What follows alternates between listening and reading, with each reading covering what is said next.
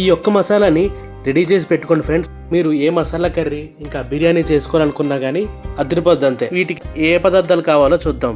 ముందుగా మరాఠీ మొగ్గ, ధనియాలు, జీలకర్ర, నల్ల యాలకులు, బిర్యానీ పువ్వు, స్టార్ అనాస, యాలకులు, మిరియాలు, రాతి పువ్వు, బిర్యానీ ఆకు,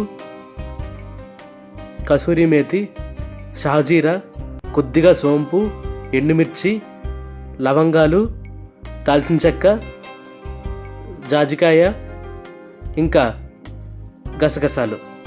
వీటన్నిటిని సన్నని మంట మీద కాసేపు రోస్ట్ చేసి పక్కన పెట్టండి. నేను ఎప్పుడు ఏ బిర్యానీ చేసినా ఇంకా ఏ కర్రీ చేసినా కానీ ఈ మసాలా వాడుతుంటా.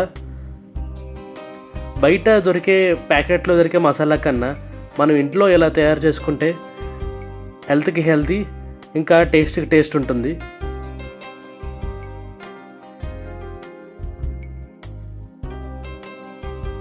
వేడి చల్లార్చిన తర్వాత మిక్సీ పట్టించండి.